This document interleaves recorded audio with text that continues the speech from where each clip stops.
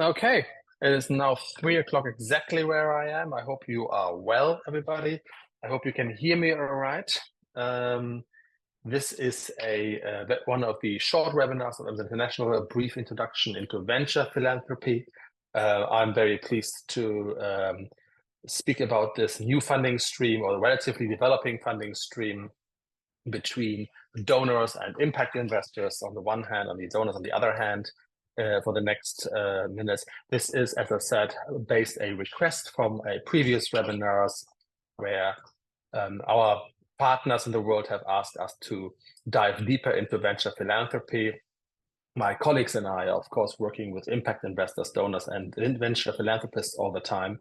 And venture philanthropy is always a semi-mystic, very unclear group of people who are doing something between investments and institutional donors. So I'm glad that we can finally schedule a knowledge session around this topic. This webinar forms part of our short webinar series, which means it's not taking the full length of our usual quarterly donor update, for example. The idea is that this is sort of a bite-sized learning where we can spend half an hour looking at this one, answer any questions that you might have, and then put these things on. First things first, like all MZN webinars, this webinar is recorded, and we will share the slides and the recording with you following the webinar. So you can also forward them.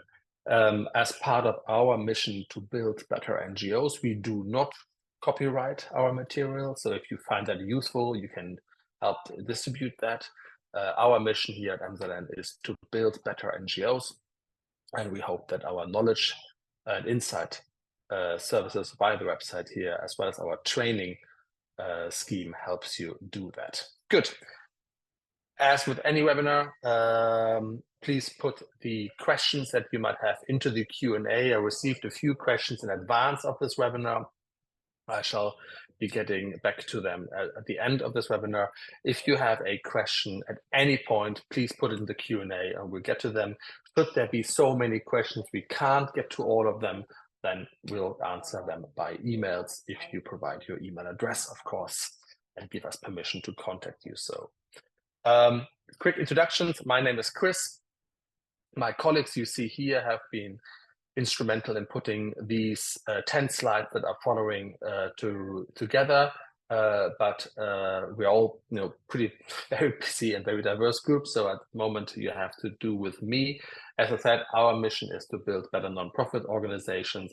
And our strategy is to make many, if not most of our services subsidized by 2030, such as training, they already are. If you have a question following this webinar where you say, hey, we are really looking into venture philanthropists, we really want to explore this as a funding stream, then my email address is noted there. Feel free to reach out and I'll direct you to one of my colleagues and see where we can get you questions answered.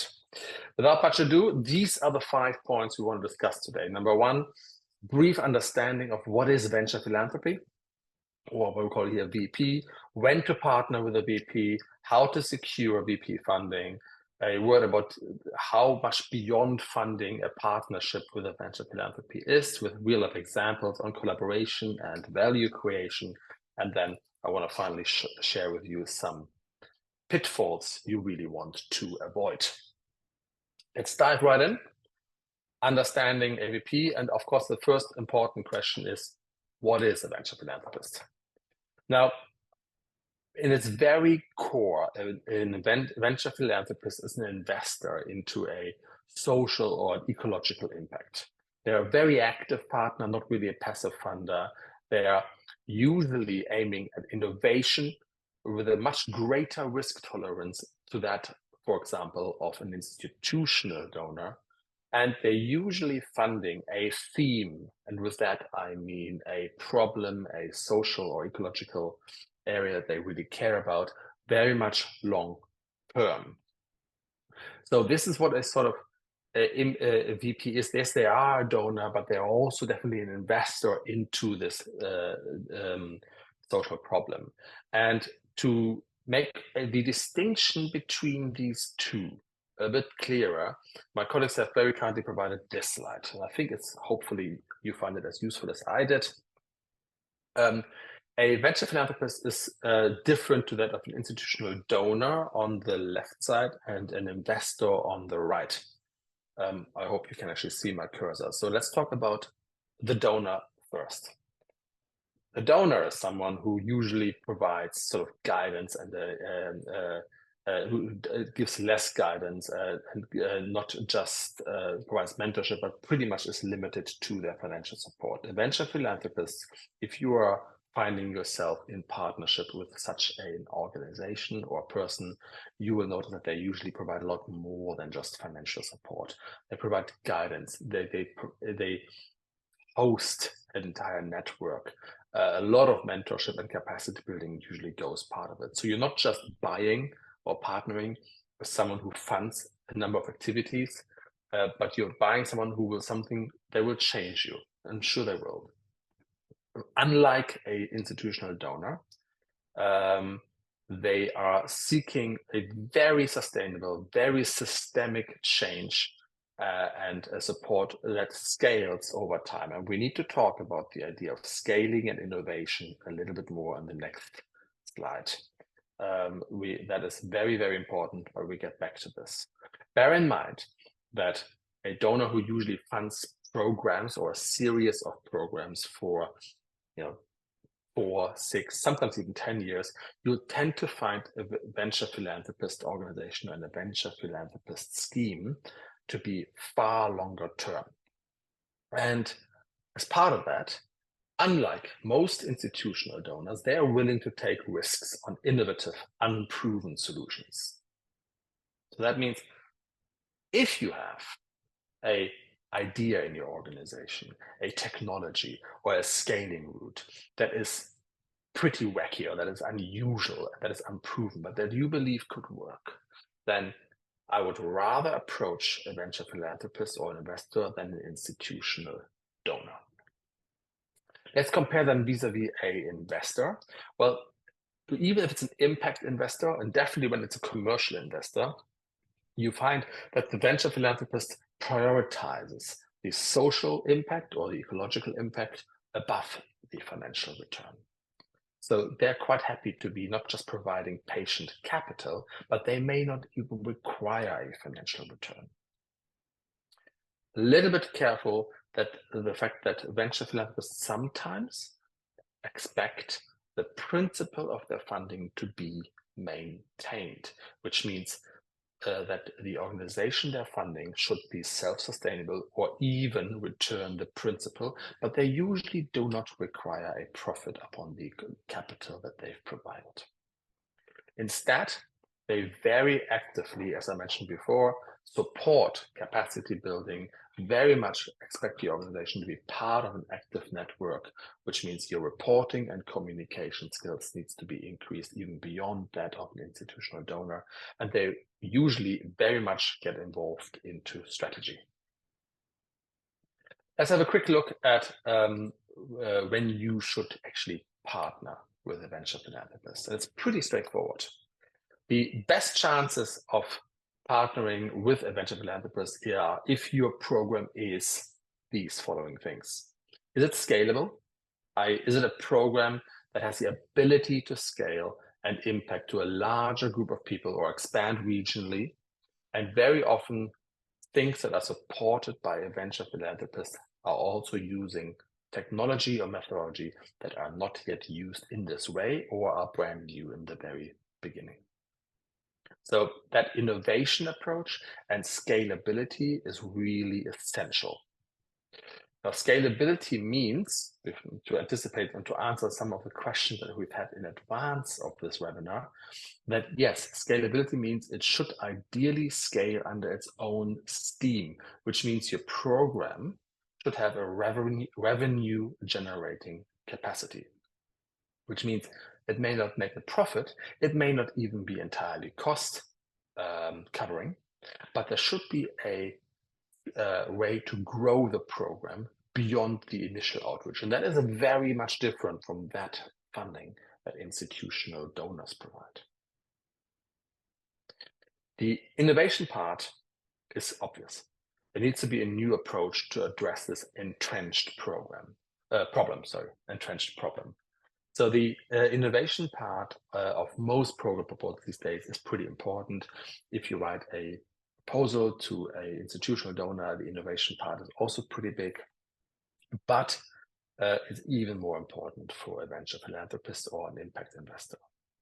And they aim also at boosting the systemic change. They talk endlessly about changing the root causes, not the systems. Again, institutional donors may do something very similar, and you need to mention that in an institutional funding proposal. But for a VP, you usually find this as an elevated importance, much more critical. And yes, measurable or meal, is it measurable? Can it demonstrate a clear, measurable social return using data to track progress and improve that over time? So that improvement can be a growth regionally or thematically, reaching people that hasn't reached before. And I provide you with some examples later. Or it can also provide some unaddressed problem so far that has simply not been addressed, and that sits at the root cause of many other problems. So all this is pretty different to that of the programs that many NGOs are usually getting funded out of their institutional donor, and that means it could be risky. And the timing of your program could also be uncertain. After all, if you're asking to be scalable and innovative, then the timing of it is probably less secure. And that is okay. Even if your entire program isn't yet designed yet, for most VPs, that's all right. So what I'm saying is, if you have a program or a program idea, if you say, we could be doing something in there, but you frankly do not have the time, the mental space, or the ability to incubate that solution beyond a concept note or beyond a pilot program that shows some promising results maybe, then a VP might be your best way of getting this funded and getting a funding in place so that you can find the way to scale it up. That might be a good way of doing it. It would also be a good way of creating a dynamism in your idea that is now externally driven that you may not be able to do in your internal organization. Okay, so the VPs we work with, let's have a brief, by the way, there are some questions that are being addressed to me in the chat personally. I'm going to find it very difficult to answer these, so please copy them into the Q&A so I can get to them at the end of this webinar. So, having said all that, you will not be surprised that the VPs we work with are mostly interested in organizations that generate revenue.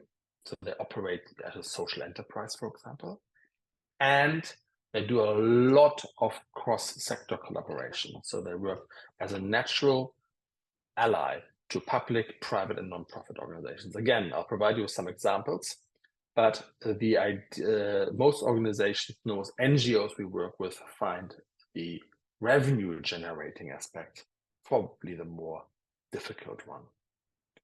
Building cross-sector collaboration is beyond private sector engagement.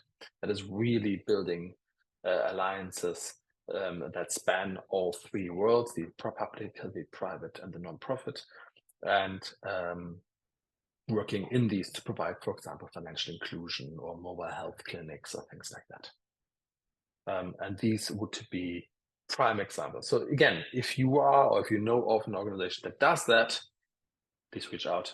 I will have a conversation. So quickly on that, how do we actually secure that? Well, there's a lot of NGOs who come to us and say, hey, we would love some VP funding or would love some impact investor funding. Can you help us? The fact is that preparation and having a long-term funding strategy is very important. It's absolutely critical, and it's just the starting point. Partnering with a venture philanthropy is a long-term goal, is a long-term commitment as well, not just in funding, but also in energy and in time and communication and reporting. It will, if you do it right, it will change your organization. So we're talking, this could easily take a year to position something in front of a VP. And what you position must define a number of things, and I've listed them out here. There must be a clear, measurable outcome and impact. There must be a very strong proposal with a strategic alignment to the issue and to the VP. So there must be an extension of what the venture philanthropist is already doing. Yes, we want to develop a relationship, so networking not just with the venture philanthropist, but also with this entire stakeholder of the public-private partnership that they already work in, including current fund recipients, nexus companies, public organizations that are involved in the delivery of these fund recipients, so that we can network ourselves in there and become the natural next partner to their, I'm going to call it a concert of organizations that the VP funds in order to address this social or ecological issue. Then you want to be very proactive, extremely proactive in your reporting of the impact and your communication progress. In a institutional fund, your communication, your reporting schedule is pretty much determined up front. Here you have to be, it's far more like shareholder relationships in a company or like investor relationships in a fund, where we need to actively provide regular communication of high quality and of high engagement. So there's a US corporate foundation that we work with as part of our funding partnership. And I just want to repeat a quote that I think pretty much symbolizes what they want to work with. And they said, the president of this US corporate foundation said, look, we want you, MZN, to partner us with people who bring more than just those who admire the problem. We need entrepreneurs, risk takers, paired with operational excellence and great leadership. Now let's break this down a little bit. Entrepreneurs, risk takers, paired with operational excellence and great leadership. That is not easy. And most NGOs or many organizations may not fit that description on either of these four things. So I thought it's a quote that pretty much symbolizes what a VP is looking for, at least the ones we are working with. Okay, so let's have a look at the second to last thing, and then we are already closing this up. So hopefully you find this useful. What do we do if we have the funding? What's after that? Well, after the funding is pretty clear. Venture philanthropists, and similar to many donors and investors, they're committed to this long-term issue, and they deploy capital as such. They are building sort of this, as I said before, this concert of actors, tackling an issue from several aspects through a diverse portfolio. So it is not unusual for you to have a impact investor / venture philanthropists who are taking an issue, let's say health, rural health, for example, and they're investing into a technology company, they're investing into a health providing NGO, they're building capacity for the public service at the same time, as well as building a couple of clinics or hospitals in a certain area or on a certain illness. So that is tackling the issue from, in a sort of pincer movement from various issues in order to have this concert of actors that they are managing, is pretty much the approach of a social investor. And that's what they're doing. So you find yourself as a fund recipient, as a member of this concert. And to fit into this concert, you need to be prepared and actively support a few things. Number one, you are more than just implementing a program. You're very likely going to be asked to give and receive ongoing mentorship and strategic guidance. That is going to be fairly critical to you being a member of this concert. By the way, concert is a term we came up with, and I find it useful to describe. Hopefully you do as well. And giving, and you're going to be frequently asked to give support to another organization without directly being paid for it, without directly being asked for it. So again, what you can do and what you're prepared, what you're prepared to do and what maybe not, needs to be very clear up front. You want to be, again, as I said, very proactive about providing regular, transparent communication and demonstrate a lot of adaptability, learning from feedback, partner and coordinate with these other concert members, for want of a better word. This learning making the mistakes is absolutely critical. In fact, if everything were to go to plan, and you don't need to sell everything as success. If everything were to go to plan, then by all means, then you would do probably something wrong. You would probably find the VP or other people telling you, hey, what does your data show you where we need to make changes? So it's a lot more flexible. And then finally, you are focusing once again on this sustainable, scalable model. That probably in most cases means a revenue model. So is there a way to make those health clinics? Is there a way to make this financial inclusion of disadvantaged community members? Is there a way to make this sustainable? Is there a way to make some revenue on that so that it can grow under its own steam? Okay, and then second to almost last, I want to show with you some sort of pitfalls to avoid.